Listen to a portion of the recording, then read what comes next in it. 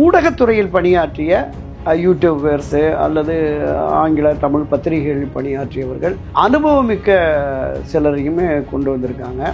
இந்த வியூக வகுப்பாளர்கள் இரவு பகல் பாராமல் 2027 அதிமுக கூட்டணியை வெற்றி பெற வைப்பதற்காக களமாடுகிறார்கள் அப்படிங்கிற மாதிரி நமக்கு இருக்கு. பொதுவாகவே இந்த இரண்டு திராவிட அந்த விஷயங்கள் முழுமையாக அரசியல் கட்சியில் பயணிக்கிறவர்களுக்கு தெரியும். இதை தாண்டி வியூக வகுப்பாளர்கள் மாதிரி பல கோடிக்கணக்கான ரூபாயை கட்சி பணத்தை அவங்க எடுத்துட்டு போறாங்களே தவிர பெரிய அளவுல ஒன்றும் இருக்காதுங்கிறது. அதிமுக 160 தொகுதிகளில் போட்டியிட்டால் என்டிஏ முக்கியமாக பாஜக 80 தொகுதிகளில் போட்டியிடும் அப்படிங்கிற ஒரு ஃபார்முலா வைக்கிறாங்க. அதுதான் இப்ப என்டிஏ அணி. அதிமுக 150 இடங்கள் போக 84 இடங்கள்ல என்டிஏ அணிக்கு கொடுத்துடுறோம் அப்படிங்கிறாங்க. என்டிஏ அணியில் யாரெல்லாம் இடம் பெற போகிறார்கள், அவர்களுக்கு யாருக்கு எத்தனை சீட்டுங்கிறத என்டிஏ முடிவு பண்ணணுங்கிறாங்க. 50க்கும் மேற்பட்ட உலக நாடுகளில் 100 கோடிக்கும் அதிகமான ஆகாயம் தமிழ் பார்வையாளர்களுக்கு பேரன்பும் திருநன்றி. வணக்கம் ஆகாயம் நண்பர்களே.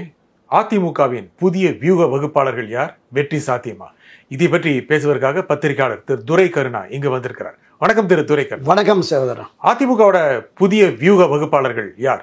2024 நாடாளுமன்ற பொது தேர்தலின் போது ஒரு 2 வியூக வகுப்பாளர்களை திரு எடப்பாடியார் கொண்டு வந்திருந்தார். அவங்க என்ன வியூகம் வகுத்தாங்க என்னங்கிற விஷயம் நமக்கு முழுமையாக தெரியறதுக்குள்ள ஒரு மிகப்பெரிய சரிவு பின்னடைவை சந்திச்சது. அதனால் இந்த முறை மிகுந்த எச்சரிக்கையோடு அந்த வியூக வகுப்பாளர்களை தேர்வு செய்திருக்கிறார் அப்படின்னு நண்பர்கள் வட்டாரத்தில் நமக்கு தகவல்கள் சொன்னாங்க. திராவிட முன்னேற்ற கழகம் உட்பட பிரதமர் நரேந்திர மோடி உட்பட பலருக்கும் வியூக வகுப்பாளர்களாக பணியாற்றிய நம்ம பிரசாந்த் கிஷோர் அவருடைய சகாக்கள் சில பேர் வந்திருக்காங்க. இதை தாண்டி கடந்த 2021 அண்ணா திராவிட முன்னேற்ற கழகத்தினுடைய வியூக வகுப்பாளராக வந்த சுனில் அவரோடு பணியாற்றிய சில நண்பர்கள். இதை தாண்டி இப்போ விஜய்கிட்ட இருக்கார்ல ஜான் ஆரோக்கியசாமி, அவரோட அசிஸ்டண்ட் 2-3 பேர். இந்த மாதிரி பல்வேறு பகுதிகளிலும் பல்வேறு வியூக வகுப்பாளர்களிடம் இருந்த திறமையானவர்களை அடையாளம் கண்டு, அவங்க திறமையை நம்ம தேர்தலுக்கு பிறகு தான் பார்க்கணும், அடையாளம் கண்டு கொண்டு வந்திருக்காங்க. இதை தாண்டி ஊடகத்துறையில் பணியாற்றிய யூடியூபர்ஸு அல்லது ஆங்கில தமிழ் பத்திரிகைகளில் பணியாற்றியவர்கள் அனுபவமிக்க சிலரையுமே கொண்டு வந்திருக்காங்க. இந்த வியூக வகுப்பாளர்கள் இரவு பகல் பாராமல் 2027 அதிமுக கூட்டணியை வெற்றி பெற வைப்பதற்காக களமாடுகிறார்கள் அப்படிங்கிற மாதிரி நமக்கு இருக்கு. பொதுவாகவே இந்த இரண்டு திராவிட வகுப்பாளர் போலையா இல்லை, நமக்கு அந்த வியூகம் தெரியாது. நமக்கு அது மாதிரியான வியூகள் தெரியல.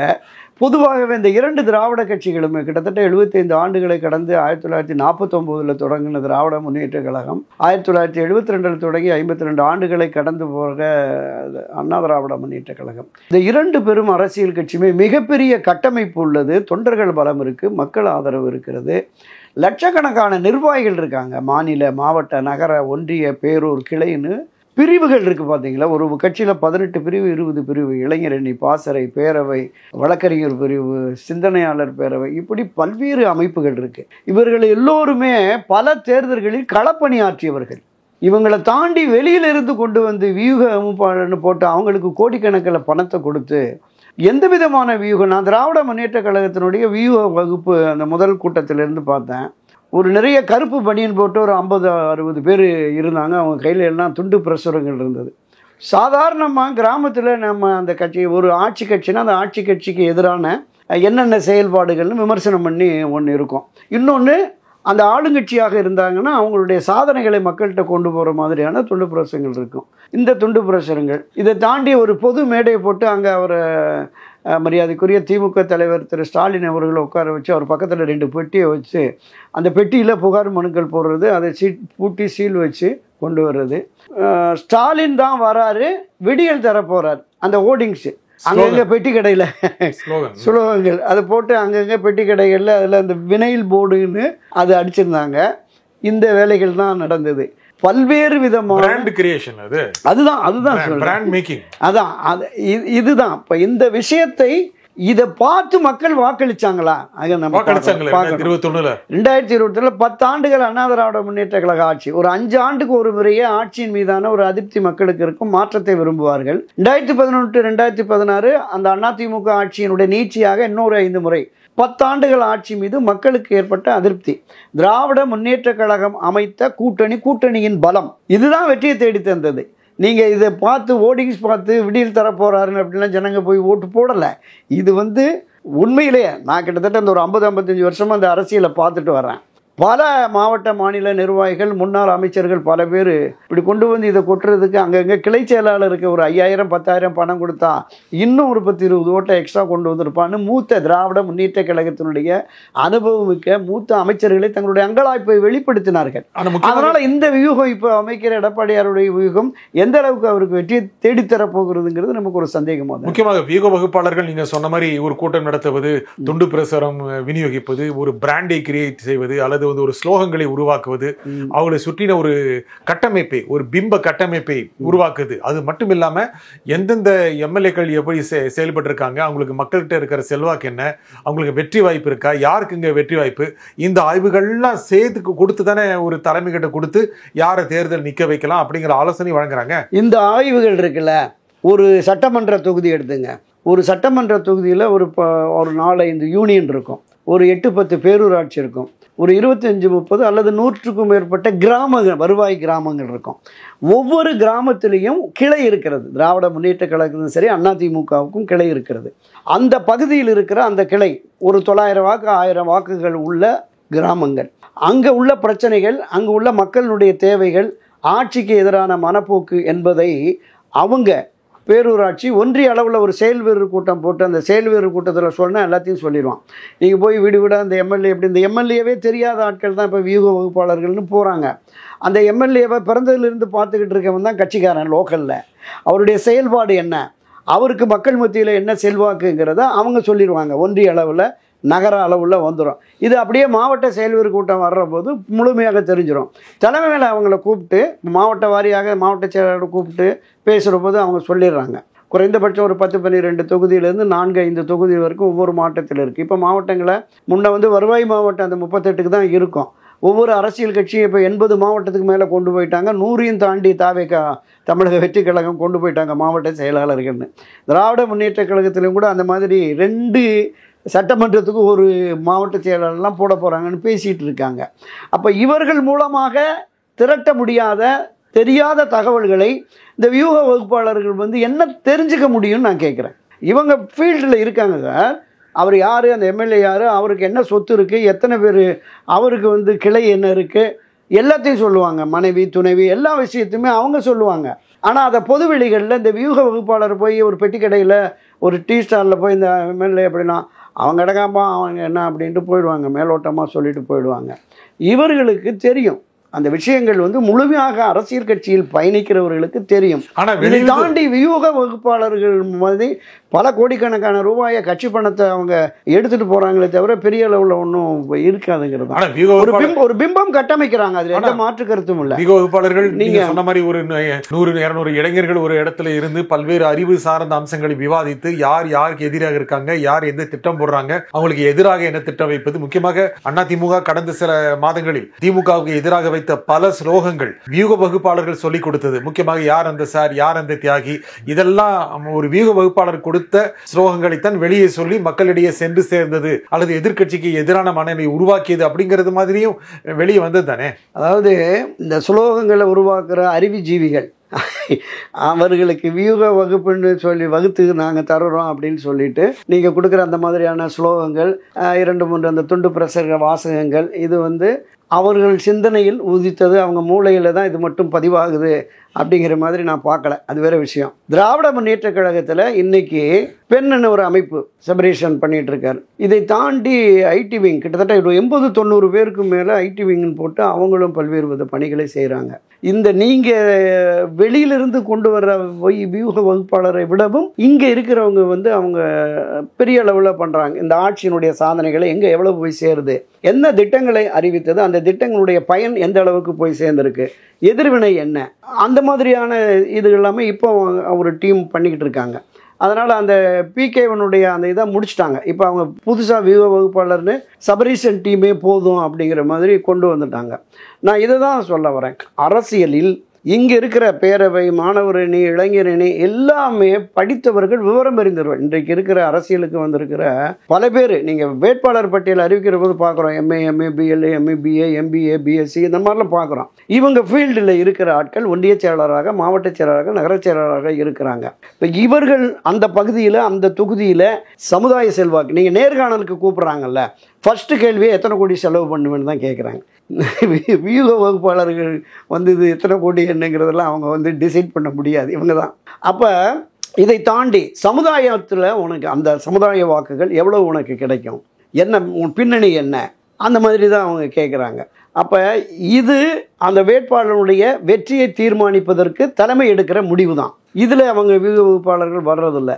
ஒரு மேலோட்டமாக நீங்கள் சொன்ன மாதிரி ஒரு பிராண்டை ரெடி பண்ணிவிட்டு அதை கொண்டு போய் ஒரு பிம்பத்தை பரவலாக்குவதற்கு இது பயன்படும் அப்படிங்கிற மாதிரி ஒரு ஸ்லோகம் நீங்கள் சொன்ன மாதிரி தான். அப்போ நம்ம ஸ்டாலின் தான் வராரு, விடியல் தர போகிறாரு அப்படிங்கிற அந்த ஸ்லோகன் என்பது நிச்சயமாக எடுபட்டது. அந்தந்த பகுதிகளில் ஊர்வலமாக போகிறவங்க, பிரச்சாரம் பண்ணுறவங்க, துண்டு பிரசங்களை எடுத்துகிட்டு போகிறவங்க பண்ணுறாங்க. இந்த ஸ்டாலின் வர்றாரு, ஒரு விடியலை தர போகிறாரு அப்படிங்கிற அந்த வாசகத்துக்காக எத்தனை கோடி ரூபா, 200 கோடியா 300 கோடியா கொடுத்துருக்காங்க.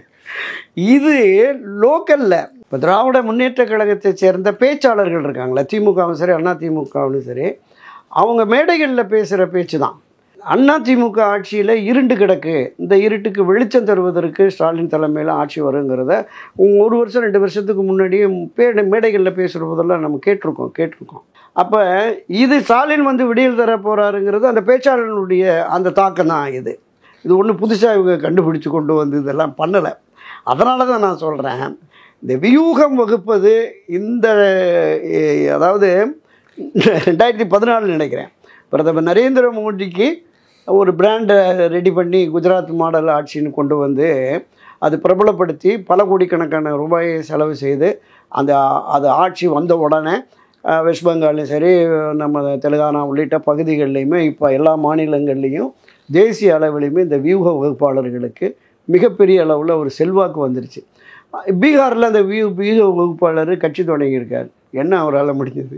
நிறைய அங்கேயும் அவரால் வியூகளை வகுக்க முடியும். பிரசாந்த் கிஷோர் கொஞ்சம் கொஞ்சமாக இருக்காரு. ஆமாம், ஓரளவுக்கு ஆமாம், வளர்ச்சி பாதையில் இருக்கார். அவருடைய திறமையினால் அதாவது ஒரு மனிதனுடைய திறமை, தகுதி என்பது அந்த பகுதிகளில் அவனுக்கு இருக்கிற செல்வாக்கை பொறுத்து தான் நம்ம பார்க்கணும். இந்தியா முழுமைக்குமான பல்வேறு மாநிலங்களில் இவர் வியூக வகுப்பாளராக இவரை சார்ந்த ஒரு 30-40 பேர் ஒரு பெரிய டீம் ஒவ்வொரு இடத்துலையும் கிளம்பி இறக்கி தான் அதை பண்ணுறாங்க. அண்ணா திமுக இப்போ என்ன பண்ண அரசியல், அதான் சொல்கிறேன். அப்போ அரசியல் கட்சிகளில் காலமாக அந்த அரசியல் கட்சியோடு பயணிக்கிற, பல தேர்தல்களை எதிர்கொண்ட இவர்களை தாண்டி ஒரு புதிய வியூக வகுப்பாளர் வந்ததுன்னா பணம் தான் விரயமாகும். பெரிய அளவில் வெற்றியை அவர்களால் உருவாக்க முடியாதுங்கிறத என்னுடைய கருத்து. அண்ணா திமுக இப்போ என்ன வியூகம் தேவைப்படுதுன்னு நினைக்கிறீங்க? நீங்கள் அண்ணா திராவிட முன்னேற்ற கழகத்தை பொறுத்தளவில் இன்னைக்கு என்டிஏவோட கூட்டணி அப்படின்னு அறிவிச்சிட்டாங்க. இதை தாண்டி மற்ற கட்சிகள், பாட்டாளி மக்கள் கட்சி எங்கே வருது, எங்கே போகுதுன்னு தெரியல. தமிழக வெற்றி கழகம் நடிகர் விஜய், நாம் தமிழருடைய திரு சீமான் அவர்கள், இப்போ இவங்களையுமே இப்போ இந்த அணிக்கு என்டிஏ அதிமுக அணிக்கு பேசுகிறாங்க, அவர்களும் வருவதற்கான கூடுதல் வாய்ப்பு இருக்குது அப்படிங்கிற மாதிரி இருக்காங்க. அப்போ இந்த வியூகங்களை அரசியல் கட்சிகளின் தலைமை இதை சரியான திசை வழியில் கொண்டு போய் ஒரு வலுவான கூட்டணி, திராவிட முன்னேற்ற கழகம் இன்றைக்கு ஆட்சி கட்சியாக இருக்கிறது, ஒரு மிகப்பெரிய வலுவான கூட்டணியை கட்டமைத்து அது அப்படி உறுதிப்பாட்டோடு இருக்கிறார்கள். அதற்கு இணையான, அதையும் தாண்டி ஓரளவு வாக்கு சதவீதத்தை திரட்டுகிற அளவுக்கான வலுவான கூட்டணியை கட்டமைக்கணும். ஸோ அதற்கான வியூகத்தை இந்த வியூக வகுப்பாளர்கள் பேசி முடிக்க முடியுமா? விஜய்டியோ சீமான்டியோ அல்லது இந்த பக்கம் எடப்பாடி தரப்புலையோ அல்லது என்டிகே பாமக தரப்புலையோ பேசி இவர்கள் இதை சாத்தியப்படுத்த முடியுமா அப்படிங்கிறது மிகப்பெரிய அறிவுரை கொடுப்பாங்க. இது தலைவர்கள் மட்டும்தான் இதை பண்ண அறிவுரை கொடுப்பாங்கல்ல. முக்கியமாக தாவேகா வந்தார்கள் என்றால் ஒரு சீட்டு கொடுக்கலாம், இது எவ்வளவு கெயின் கொடுக்கும், இது நல்ல ஒரு இமேஜ் கொடுக்கும், அந்த மாதிரி அறிவுரைகள் தருவாங்கல்ல. அது கட்சியினுடைய தலைமை பொறுப்பில் இருக்கிறாங்கல்ல. இன்றைக்கு திரு எடப்பாடி பழனிசாமி தலைமையிலான அண்ணா திராவிட முன்னேற்ற கழகத்தில் பயணிக்கிற மூத்த முன்னோடிகள் இந்த கழகம் தொடங்கி 1977 தேர்தலை எதிர்கொண்டவர்கள் இருக்கிறாங்க. எவ்வளவு தொகுதிகள் நமக்கானது, எத்தனை தொகுதிகளில் நாம் போட்டியிட்டால் அறுதி பெரும்பான்மை, அதிமுக மட்டுமே ஆட்சி அதிகாரத்திற்கு வரக்கூடிய அறுதி பெரும்பான்மையை எத்தனை இடங்களில் போட்டியிட்டால் நாம் வெற்றி பெற முடியும் அப்படிங்கிறத தலைவர்கள் தீர்மானிக்கணும். தலைவர்கள் தான் தீர்மானிக்க வேண்டும். வியூக வகுப்பாளர் நீங்கள் ஒரு 30 கொடுங்க 40 கொடுங்கன்னா அதற்கு இணையாக இங்கே சீமான் கேட்பார். தம்பி விஜய் இப்போ தான் வந்தான், நான் 10-15 வருஷமாக போராடி 8% வாங்கி பதிவு பண்ணிட்டேன், அவன் இன்னும் ஓட்டே வாங்கலை, அதனால் அதுக்கு இணையாக கொடுங்க, இல்லை 1-2 அதிகம் கொடுங்க அப்படிம்பாங்க. அப்போ சரி, பாட்டாளி மக்கள் கட்சி வருது, அவர் நாங்கள் 35-40 வருஷமாக அரசியல் களத்தில் இருக்கிறோம், கிட்டத்தட்ட 20-22 எம்எல்ஏக்கள் வரைக்கும் சட்டப்பேரவையில் எங்கள் கட்சி சார்பாக பிரதிநிதிகள் இருந்தாங்க, இன்றைக்கும் 5 எம்எல்ஏ இருக்கிறாங்க, எனவே இந்த இருவரை விடவும் ஒரு 5 தொகுதியாவது அதிகம் கொடுங்க அப்படின்னு கேட்பாங்க. ஏற்கனவே அண்ணா திராவிட முன்னேற்ற கழகம் ஒரு 150-160 தொகுதிகளில் போட்டியிட்டால் மட்டுமே அவர்கள் அறுதி பெரும்பான்மை பெற முடியும். இல்லை இவங்களுக்கு ஆளுக்கு 40-40 120 114 வச்சுக்கிட்டு என்ன பண்ண முடியும்? என்டிஏ இருக்குது, குறைந்தபட்சம் அவங்களுக்கு இப்போ இரட்டை இலக்கு. திரு நயினார் நாகேந்திரன் 40 இடங்களாவது கேட்டு நாங்கள் போட்டி விடுவோன்னு பேச ஆரம்பிச்சிட்டார். இந்த சூழலில் விகோ வகுப்பாளர்கள் இவர்களுக்கு எந்த வகையிலும் உதவ முடியாதுங்கிறது தான் என்னுடைய கருத்து. அதிமுக 160 தொகுதிகளில் போட்டியிட்டால் என்டிஏ முக்கியமாக பாஜக 80 தொகுதிகளில் போட்டியிடும் அப்படிங்கிற ஒரு ஃபார்முலா வைக்கிறாங்க. அதுதான் இப்போ என்டிஏ அணி. அதிமுக 150 இடங்கள் போக 84 இடங்களில் என்டிஏ அணிக்கு கொடுத்துட்றோம் அப்படிங்கிறாங்க. என்டிஏ அணியில் யாரெல்லாம் இடம்பெற போகிறார்கள், அவர்களுக்கு யாருக்கு எத்தனை சீட்டுங்கிறத என்டிஏ முடிவு பண்ணணுங்கிறாங்க. இன்னொரு தகவல் என்னென்னா, கடந்த 2 நாட்களுக்கு முன்பே பாமக தரப்பில் பேசினாங்க, ஐயா அதிமுகவோட தான் நம்ம அணி சேரணும், என்டிஏ அணி வேணாம், நடக்க போகிறது சட்டமன்ற தேர்தல், திமுகவை வீழ்த்தினா அதிமுக தலைமையில் தானே ஆட்சி அதிகாரம் வரும், எனவே இங்கே வந்தால் தான் நமக்கு சீட்டு நோட்டுகள்லாம் அதிகமாக கிடைக்கும் அப்படிங்கிற பார்வை இருக்குது. ஐயா இளைய மருத்துவர் அன்புமணி ராமதாஸை பொறுத்தளவில் அவருக்கு ஒரு தேசிய பார்வை இருக்குது. நாம் இன்னொரு ராஜ்யசபாவோ அல்லது இன்னொரு தொகுதியை நமக்கு கிடைச்சி வெற்றி பெற்றால் அங்கே போகலாம், மத்திய அமைச்சராக நம்ம இருந்திருக்கோம் ஏற்கனவே, தேசிய பார்வை ஒரு தேசிய பார்வை அவருக்கு இருக்குது.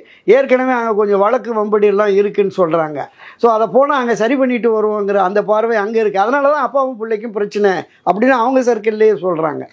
அதனால இந்த தேர்தலை பொறுத்தளவில் 2026 பொறுத்தளவில் கூட்டத்திலே சொல்லிட்டாரு, கூட்டணி நான் முடிவு செய்ய ஒழுங்கா வேலை செய்யுங்க, யாரும் நடுவில் எந்த பிரச்சனை செய்யக்கூடாது, யாருக்கும் பொறுப்பும் கொடுக்க முடியாதுன்னு சொல்லிட்டாரு. ஆமா அது மறைமுகமாக திரு அன்புமணி ராமதாஸ் கொடுத்த நேரடி எச்சரிக்கையாக கூட நம்ம பார்த்துக்கலாம். முன்னையெல்லாம் என் பேச்சை எல்லாரும் கேட்டீங்க, இப்போ யாரும் என் பேச்சை கேட்கறது இல்லை, இப்படியெல்லாம் போனால் சரியாக வராதுங்கிற மாதிரிலாம் எச்சரிக்கையாக தான் பேசியிருக்காரு. அதனால் அங்கே அந்த பிரச்சனைகளை சால்வ் பண்ணி 2 பேரும் யாரோடு அணி சேர்வது என்பதை கடைசி வரைக்கும் நீங்கள் தேர்தல் ஆணையம் முறைப்படியான இந்த தேதியில் வாக்குப்பதிவு அப்படிங்கிற மாதிரி அந்த அறிவிப்பு வந்ததற்கு பிறகு தான் இவங்க பூர்வாங்க பேச்சுவார்த்தையை தொடங்குவாங்க. இப்போ எல்லாமே அது வரைக்கும் இந்த 8-9 மாதத்தில் இது மாதிரி தான் இருக்கும், யாரோட போக போகிறாங்கிறது தான் இருக்கும். அதே மாதிரி தான் திரு சீமான் அவர்களை பொறுத்தளவில் இது வரைக்கும் தனித்துன்னு சொல்கிறார். ஆனால் தன்னோடு பேசுவதாகவும் சொல்லிட்டு இருக்காரு. அவர் போக மாட்டார், அவன் தனித்து தான் அப்படின்ட்டாரு. வெற்றி கழகமுமே ஆட்சி அதிகாரத்தில் பங்கு அப்படின்னு சொன்னதுனால ஆட்சி அதிகாரத்தில் பங்கு தரக்கூடிய அளவிற்கு திரு எடப்பாடி பழனிசாமியினுடைய மனோநிலை இல்லை. அதான் கிட்டத்தட்ட 30-40 இடங்கள் கொடுக்கறதாக ஏற்கனவே பேசப்பட்டது அப்படின்னு சொன்னாங்க.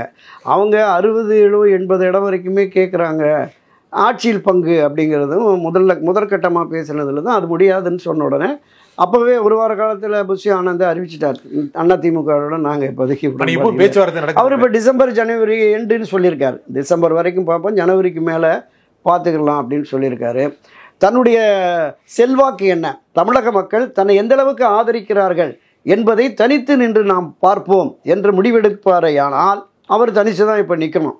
இல்லை யாரோடாவது இணைந்து போனால்தான் நமக்கு பிரதிநிதித்துவம் கிடைக்கும், சட்டமன்றத்தில் பிரதிநிதித்துவம் கிடைக்கிற போது அது கொஞ்சமாக நமக்கு வளர்ச்சி ஆகும் அப்படின்னு அந்த ஒரு கண்ணோட்டமும் இருக்கலாம். இந்த 2ல் எந்த முடிவை திரு விஜய் எடுக்க போகிறார் அப்படிங்கிறது திரு விஜய் அவர்களுக்கும் அவரை சார்ந்து இப்போ போயிருக்காங்கல்ல ஜானவராக்கியசாமி, தம்பி அவர் ஆதவ அர்ஜுனா, புஷி ஆனந்த், இவங்க என்ன வியூகம் வகுத்து அவரை எங்கே கொண்டு போகிறாங்க அப்படிங்கிறது நமக்கு ஜனவரியில் தெரிய வந்துடும். முக்கியமாக அதிமுக பாஜகவோட அணி அமைச்சிருச்சு. பாமக அதிமுக அணிக்கு போகக்கூடிய வாய்ப்பு மிக அதிகமாக இருக்கிறது. ஏன்னா ஹவுஸ்ஃபுல் அப்படின்னு திரு ஸ்டாலின் சொல்லிட்டார், பாமகவுக்கு இடம் இல்லை. பாமக தாவேக்காவோட போய் சீட்டு கிடைக்காம வெறும் நம்பர்ஸ் மட்டும் கிடைச்சு வாக்கு எண்ணிக்கை மட்டும் பெருசா ஒரு வெற்றியை கொடுத்துறாரு. அப்படின்னா அதிமுக, பாமக, பாஜக, கிருஷ்ணசாமி, ஜான் பாண்டியன் இந்த அணியை உருவாக்கக்கூடிய வாய்ப்பு இருக்கு. அப்படி இருக்கிற சமயத்துல அந்த அணி மட்டுமே வெற்றி பெறக்கூடிய ஒரு சூழ்நிலை வருமா? இல்லை, இப்போ இது ஒரு அவங்க கால்குலேஷன் என்னன்னா 23% அதிமுக பார்லிமெண்ட்லேயே வாங்கியிருக்கு.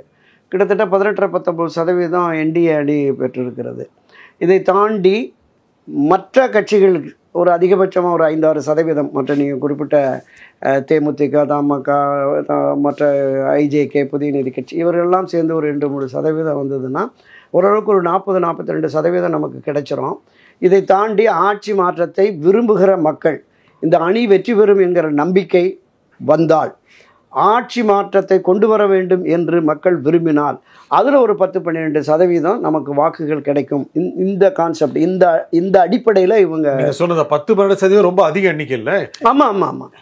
கடந்த தேர்தலில் அதே தேசிய ஜனநாயக கூட்டணி, திமுக கூட்டணி இருந்தது. நாம் தமிழ் தனியாக போட்டியிடுது, கமல்ஹாசன் தனியாக போட்டிட்டாரு, டிடிவி தனியாக போட்டிட்டாரு. அப்படி இருந்தும் அவங்களுக்கு கூட ஒரு 3-3% ஓட்டு வித்தியாசம் தான் திமுக அணிக்கும் அதிமுக அணிக்கும். இப்போ டிடிவி எல்லாம் என்டிஏல இருக்காரு, ஓபிஎஸும் அநேகமா அதிலே இருப்பாரு. அப்படின்னா எப்படி ஜெயிக்க முடியும் நினைக்கிறீங்க? இல்லை, இப்போ திராவிட முன்னேற்ற கழகத்தில் இருக்கிற அரசியல் கட்சிகள் அப்படியே உறுதியாக இருக்கிறது. அவங்களுக்கு வலுவான வாக்கு வங்கியும் இருக்கிறது என்பது நிதர்சனம். இதில் எந்த மாற்று கருத்தும் இல்லை. நான் குறிப்பிட்ட 10-15% ஆட்சி மாற்றத்தை விரும்புகிற பொதுமக்கள், கட்சி சாராத பொதுமக்கள் ஆட்சி மாற்றத்தை விரும்பினால் அப்போ இங்கே தானே வரும். திமுகவுக்கு மாற்ற அதிமுக 15% ஆட்சி மாற்றத்துக்கு விரும்புவாங்களா? முக்கியமாக சொன்னால் திமுக அணியை எதிர்ப்பாங்களா? இல்லை, அதுதான். ஒரு 15% ஆட்சி மாற்றத்தை கொண்டு வருவதற்கு விரும்பினால் ஒரு 5-6% திமுக அணிக்கு போனாலும் ஒரு 9-10% எதிரணிக்கு வர்றதுக்கான கூடுதலாக இந்த ஆட்சி மாற்றத்தை உருவாக்குவதற்கு வலிமை மிக்க கூட்டணி என்று இதை நம்பினால், இதில் நான் பல பதிவுகளில் நான் அதை தான் சொல்கிறேன். பிரிந்து கிடக்கிற அண்ணா திராவிட முன்னேற்ற கழகம், திரு ஓபிஎஸ், திருமதி சசிகலா, இவர்களுடைய ஆதரவு வாக்குகள் என்பது நிரூபிக்கப்படாத வாக்குகள். ஆனாலும் கூட ஒரு 6-7% அந்த டெல்டா மாவட்டம், மத்திய மண்டலங்கள், தென் மாவட்டங்களில் இருக்குது என்பது நிதர்சனம். அதுக்கு ஒரு உதாரணம் தான் ராமநாதபுரத்தில் அவர் வாங்கின வாக்குகள். ஒரு சட்டமன்ற தொகுதிக்கு கிட்டத்தட்ட ஒரு 6000-7000 ஓட்டு வாங்கியிருக்காரு. 3,42,000 ஓட்டுமே வந்திருக்கு. ஒரு தொகுதிக்கு ஒரு 2000-3000 வாக்குகளாவது அந்த பக்கம் வரும் அப்படிங்கிற மாதிரி இருக்காங்க. எனவே தான் இந்த ஒருங்கிணைப்பு தான் வெற்றிக்கான அண்ணா திராவிட முன்னேற்ற கழகம் திமுகவை வீழ்த்தி இந்த தேர்தலில் வெற்றி பெறும் என்கிற கருத்தாக்கத்தை, எண்ண ஓட்டத்தை பொதுமக்கள் மத்தியிலையும் கட்சியினர் மத்தியிலையும் கொண்டு வந்தால்தான் வெற்றி சாத்தியம் என்கிறார்கள். இப்போ பல அண்ணா திராவிட முன்னேற்ற கழகத்தினுடைய பல பதிவுகளை நம்ம பேசியிருக்கோம். மூத்த முன்னோடிகளிலிருந்து இன்றைக்கு இந்த நிர்வாகிகள் வரைக்குமே அதற்கான அந்த கருத்தாக்கத்துக்கு வந்துட்டாங்க. அந்த எண்ண ஓட்டம் இருக்கிறது. பலகீனமாக அதிமுக இருக்கிறது. நாடாளுமன்ற பொதுத் தேர்தலுக்கு பிறகு ஒரு பெரிய பலகீனமான நிலை, ஒரு பின்னடைவு, சரிவை சந்தித்திருக்கிறது. இதிலிருந்து மீள வேண்டும் என்றால் கட்சி ஒன்றுபட வேண்டும் என்கிற கருத்தாக்கம் பொதுவெளிகளில் மக்கள் மத்தியில் இருக்கிறது. எனவே இதை சரியாக பயன்படுத்தி இவர்கள் என்டிஏ அணி ப்ளஸ் வரக்கூடிய சிறிய கட்சிகள் ஒன்றுபட்ட அதிமுக, அது வலிமை மிக்க அதிமுக என்கிற கருத்தாக்கம் வருகிற பொழுதுதான் இவர்களும் திமுகவுக்கு எதிராக தீவிரமாக களமாடுவார்கள். ஏன்னா திமுகவுக்கு எதிரான மனப்போக்கு என்பது கொஞ்சம் கொஞ்சமாக அண்ணா திராவிட முன்னேற்ற கழகத்தினுடைய அடிமட்ட தொண்டர்களிலிருந்து நிர்வாகிகள் வரைக்குமே போயிடுச்சு. ஒரு பலகீனமான நிலை இருக்கிறது. அப்போ இதை மாற்றுவதற்கு தான் ஒருங்கிணைந்த அதிமுக வேண்டும் என்கிற பார்வை பொதுவெளிகளில் இருக்கிறது. இப்போ செங்கோட்டையன் சைலண்ட் ஆயிட்டாரா? இல்லை, அமைதி காக்கிறார். அது எந்த பிரச்சனையும் இல்லை. கட்சியில் பிரச்சனை வந்துடக்கூடாது அப்படிங்கிறதுல திராவிட முன்னேற்ற கழகத்திற்கு எதிராக, அதான் சொல்கிறேன், திராவிட முன்னேற்ற கழகத்திற்கு எதிரான மனநிலை தான் அவர் தொடர்ந்து இருக்கிறது. எந்த சூழ்நிலையிலுமே அவர் கட்சியிலிருந்து போகிறதோ, கட்சி திமுக ஆதரவு நிலைப்பாட்டை எடுப்பதோ அல்லது அதிமுகவுக்கு எதிரான ஒரு நிலைப்பாட்டை எடுப்பதோ ஒருபோதும் அவர் எடுக்க மாட்டார். என்னன்னா, திரு எடப்பாடி பழனிசாமியினர் ஒரு பிடிவாத போக்கு கொஞ்சம் தீவிரத்தன்மை அடைந்த பொழுது ஒரு செக் வைக்கிறதுக்காக டெல்லி கூப்பிட்டு இவர் ஏதோ பேசினாங்களோ அப்படிங்கிற மாதிரி தான் நான் பார்க்குறேன். உன்னுடைய கொங்கு மண்டலத்திலேருந்தே ஒரு ஆளை நாங்கள் தூக்கிடுவோம், நீ ஜாக்கிரதையாக இரு அப்படிங்கிற மாதிரியான ஒரு எச்சரிக்கையாக இருக்கலாம். தூக்குனாலும் செங்கோட்டையன் வரமாட்டாரு. இல்லை, அவரை தூக்கலை. எடப்பாடியை தூக்கி போய் அங்கே இப்போ செங்கோட்டையனை எடுத்து இவருக்கு எதிராக அண்ணா திராவிட முன்னேற்ற கழகத்தில் ஒரு எதிரான நிலைப்பாட்டை கொண்டு வருவதற்கான அந்த ஒரு பூர்வாங்க பணிகள் அங்கே நடந்ததோ அப்படிங்கிற மாதிரியான ஒரு சந்தேகம் இவரை கூப்பிட்ட உடனே இருந்தது. இது ஒரு எச்சரிக்கையாக அப்படிங்கிற மாதிரி தான் நான் பார்க்குறேன். இப்போதைக்கு இருக்காரு, சைலண்ட் அமைதியாக இருக்கிறாரு. இப்போ அவரால் ஆபத்து எதுவும் இல்லை. ஆமாம், எடப்பாடிக்கு அவரால் ஆபத்து இல்லை. திரு எடப்பாடியால் மட்டுமே தான் அவருக்கு ஆபத்து. அவர் தான் புரட்சித் தலைவர் எம்ஜிஆர் வந்து தொடக்கத்தில் பல கூட்டங்களில் இப்போ செயற்குழு பொதுக்குழுவில் பேசுகிற போது, நம்மை யாராலும் வீழ்த்த முடியாது, நம்மை யாராலும் அழிக்க முடியாது, நம்மை தவிர இந்த அரசியல் கட்சி நம்மில் ஒருவர் தான் அதை செய்யணும் அப்படிங்கிற மாதிரி தான் அவர் அந்த கான்செப்டில் தான் தலைவர் சொன்னார். எதிரிகளால் நம்ம அழிய மாட்டோம் அப்படின்னு. அதை திரு எடப்பாடி நிரூபிக்கிற வகையில் தான் செயல்படுகிறார். கூட்டணி அமைச்சிட்டாரு, அடுத்த தேர்தலில் வென்று முதலமைச்சர் ஆகக்கூடிய மனநிலையில் தான் இருக்கார். இல்லை, அவர் அதான் வெற்றி தோல்வி அப்படிங்கிறத தாண்டி சுயநலத்தால் அண்ணா திராவிட முன்னேற்ற கழகம் என்னுடையது, நான் அந்த கட்சியின் பொதுச் செயலாளர், நான் எடுக்கிற முடிவுதான் என்கிற அந்த பிடிவாத போக்கு என்பது மீண்டும் ஒரு பின்னடைவை சரிவை கொண்டு வந்து விடுமோ, ஒரு ஆபத்தான நிலைக்கு கட்சியை கொண்டு போய் விடுமோ என்கிற கருத்தாக்கம் முன்னணியினர்கிட்ட, நிர்வாகிகள்கிட்ட, கீழே இருக்கிற தொண்டர்கள்ட்ட வருது. நான் கடந்த ஒரு மாத காலமாக சட்டப்பேரவையில் இருக்கிற போது பல முன்னாள் அமைச்சர்கள் அண்ணா திராவிட முன்னேற்ற கழகத்தில் இன்றைக்கு இருக்க எம்எல்ஏ ஒரு 18-20 பேரை சந்தித்தேன். அவர்கள் எல்லோருமே கட்சி ஒன்றிணைந்தால் மட்டுமே நாம் வெற்றி பெற முடியும். ஒரு 10-12 எம்எல்ஏக்கள் திரு செங்கோட்டையனை கையை பிடிச்சி எப்படியாவது நீங்கள் எல்லாத்தையும் ஒன்று சேர்க்க பாருங்கண்ணே, அப்போ தான் நம்ம போய் வாக்கு கேட்க முடியும், ஜெயிக்க முடியும் அப்படின்னு. இதெல்லாம் பொதுச்செயலாளர்கிட்ட போய் சொல்லுங்கப்பா அப்படின்னு செங்கோட்டையன் சொல்கிறார். அதான் நீங்களாம் இருக்கீங்களேண்ணே, நீங்கள் பார்த்து சொல்லுங்கள் அப்படின்னு சொல்லி நாங்கள் பேசிக்கிட்டு தான் இருக்கோம் அப்படின்னு தான் சொல்கிறாங்க. பல முன்னாள் அமைச்சர்கள் தென் மாவட்டத்தை சேர்ந்தவர்களும் அதான் சொல்கிறாங்க. இது திரு எடப்பாடி பழனிசாமி பாரதிய ஜனதா கட்சியோடு இனி ஒட்டுமில்லை, உறவும் இல்லை, இந்த தேர்தலில் எந்த தேர்தலிலும் கூட்டணி அமைக்க மாட்டோம், இது 100க்கு 100 உறுதின்னு சொன்னார்ல, அந்த உறுதிப்பாட்டை தளர்த்தி பாஜகவோட கூட்டணி அமைச்சிட்டார்.